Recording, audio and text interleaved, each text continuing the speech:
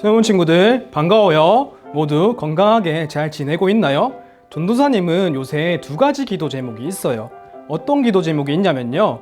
첫 번째로는 코로나라는 상황 속에서 모두가 건강하고 안전하게 지낼 수 있게 해달라고 기도하고 있고요.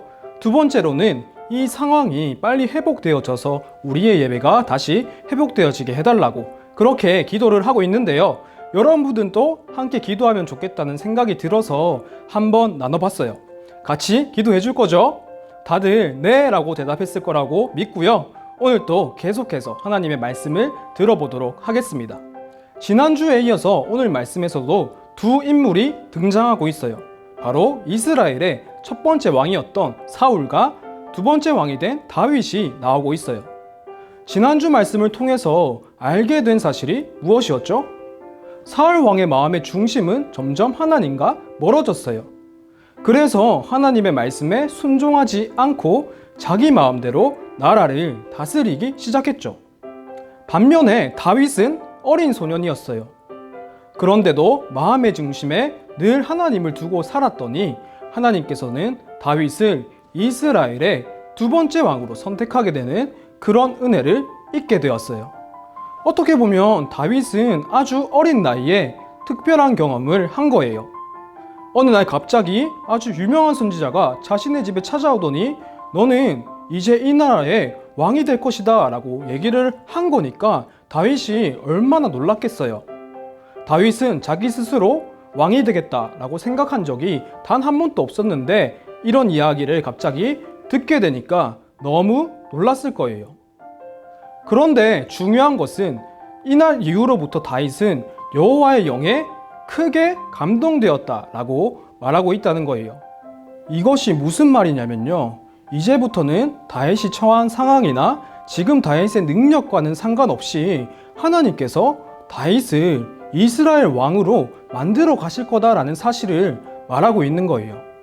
이제부터는 하나님의 프로젝트, 즉 다윗을 왕으로 만들기 프로젝트가 시작이 된 거죠. 그렇게 하나님과 함께 살아가게 된 다윗은 정말로 멋진 믿음의 사람으로 커가기 시작했어요. 다윗하면 가장 먼저 떠오르는 사건이 바로 다윗과 골리앗 사건이죠. 이 사건은 다윗이 얼마나 멋진 믿음의 사람으로 잘 자라고 있었는지 보여주고 있는 사건이에요. 이 골리앗에 대해서는 다들 잘 알고 있을 거라고 생각을 하는데요.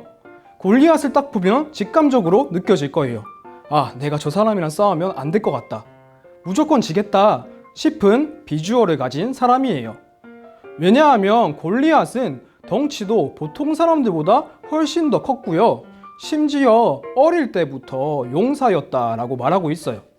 어떻게 보면 덩치만 크고 운동신경은 하나도 없을 수도 있잖아요. 그런데 골리앗은 이 두 가지를 모두 다 가진 사람이었던 거죠. 그만큼 싸움 하나만큼은 기가 막히게 잘하던 사람이 바로 골리앗이었어요. 그러니 어땠을까요? 모두가 이 골리앗과 싸우고 싶지 않아 했을 거예요. 이스라엘 군대의 사람들도 이 골리앗을 보니 도저히 이길 자신이 없었을 거예요.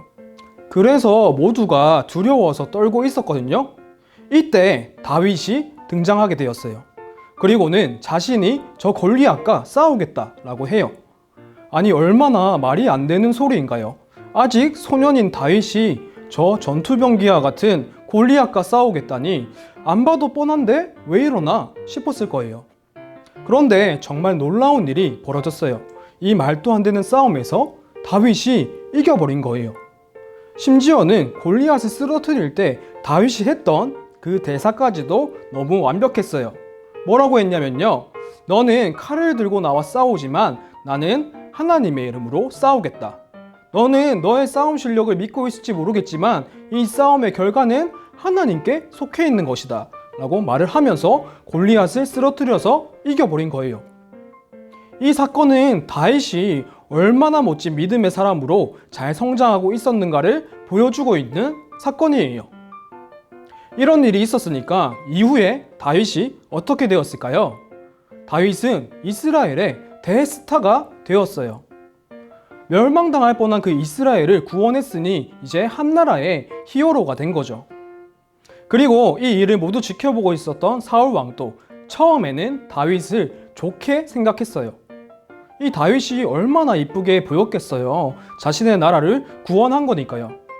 그래서 사울은 다윗을 불러서 군대의 장관으로 삼을 정도로 다윗을 많이 좋아했어요. 그런데 이 다윗이 장관이 되고 나서 보니 이 장관 일도 너무 잘한 거예요. 가는 곳마다 전쟁에서 승리했고 모든 일들을 지혜롭게 잘 처리했어요. 그래서 결국에는 모든 사람들이 다윗 참 대단한 사람이야 라고 하면서 다윗을 인정하게 되었어요. 그래서 이스라엘 사람들은 다윗에 관한 노래까지 만들어서 부르기 시작했거든요. 우리도 유명한 야구 선수나 축구 선수들을 응원가를 만들어서 부르잖아요. 그것처럼 다윗 응원가가 생긴 거예요. 그런데 이 다윗 응원가의 가사에 조금 문제가 있었어요. 사울이 죽인 자는 천천히요, 다윗은 만만이다 라고 하면서 노래를 불렀는데요. 이 말은 한마디로 사울보다 다윗이 더 낫다 이런 이야기가 되는 거죠. 이 노래를 듣게 된 사울 왕은 심히 불쾌해하면서 분노하기 시작했어요. 이때부터는 다윗을 좋아했던 그 마음이 다 사라지게 되었고요. 다윗에 대한 질투심으로 가득 차게 되어버린 거죠. 이제 저 다윗이 내 왕의 자리를 차지하게 되겠구나 라는 생각에 불안해지기 시작한 거예요. 여기서 우리가 생각해 보아야 할 것은 사울의 마음이 이미 하나님과 멀어지고 있었다는 사실이죠. 그래서 사울 왕은 자신의 내면에서 자라고 있는 그 질투심과 분노하는 마음, 불안한 마음을 잘 해소시키지 못했어요. 그런데 어떻게 보면 이스라엘의 왕은 하나님이 세우시는 거잖아요. 사울도 하나님이 세워서 왕이 된 사람이에요. 그렇다면 하나님께서 너 이제 왕 그만하고 내려와 라고 하면 그냥 그 자리에서 내려오는 게 맞아요. 그런데 사울 왕은 그게 싫었던 거죠. 사울 왕은 자신의 자리를 포기하지 못하고 내가 왕인데 누가 감히 내 자리를 넘보는 거야 라고 생각을 한 거예요. 그래서 다윗을 보면서 계속해서 불안해하고 근심을 하면서 다윗을 향한 적개심을 키워가기 시작한 거죠. 그리고 이러한 마음에 대해서 사울 왕은 자기 스스로를 망가뜨리고 있었어요. 잠언 말씀에는 이런 말씀이 있거든요. 같이 읽어볼까요? 마음의 즐거움은 양약이라도 심령의 근심을 뼈를 마르게 하느니라. 잠언 17장 22절 말씀. 아멘. 마음의 근심은 우리 몸에 독이 된다는 거죠. 그래서 이 독을 잘 해소하지 못하면 우리의 뼈를 마르게 할 만큼 치명적인 것이 되기도 한다는 거예요. 그런데 사울 왕은 자신의 마음속에 이 독을 잘 해소하지를 못했어요.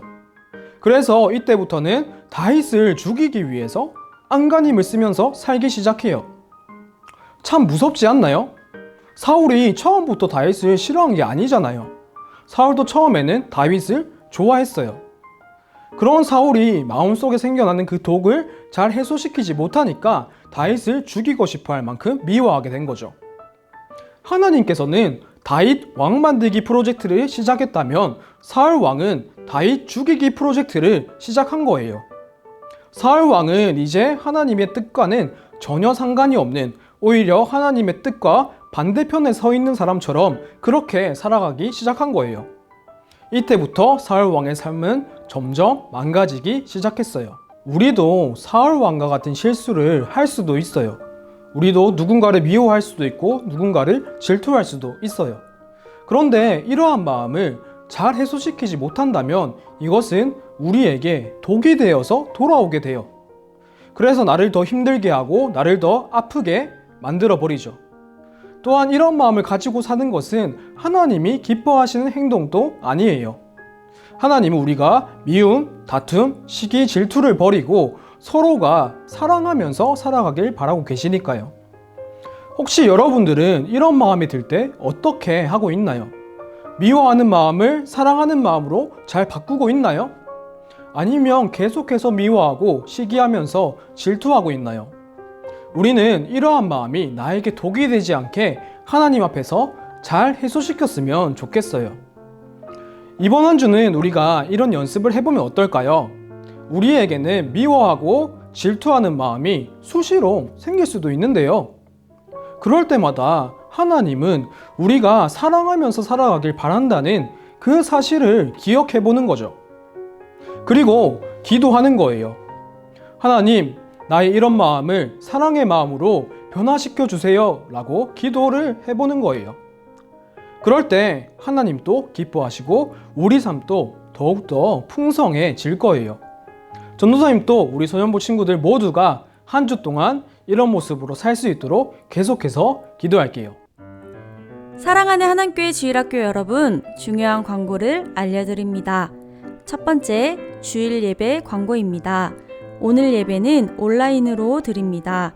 자녀들과 함께 가정에서 예배를 들으신 후 각 부서 말씀 영상을 시청해 주세요. 예배 시간도 다음과 같이 변경되었습니다. 두 번째, 9월 10월 오로라 안내입니다. 오로라 가정 예배지를 받기 원하는 가정은 담임 선생님께 신청해 주세요. 세 번째, 캠핑을 통해 온 가족이 함께 교제하며 예배를 드리는 하남 캠핑처치 신청을 받습니다. 교회 홈페이지를 통해 접수 가능하며 초중고 자녀를 둔 가정을 대상으로 한다는 점 참고해 주시기 바랍니다. 마지막 광고입니다. 하남교회 주일학교 카카오톡 채널을 꼭꼭 추가해 주세요. 하남교회 주일학교 채널을 추가하면 매주 오로라 가정예배 영상과 매주일 부서별 말씀 영상을 보다 쉽게 시청할 수 있어요. 사랑하고 축복합니다.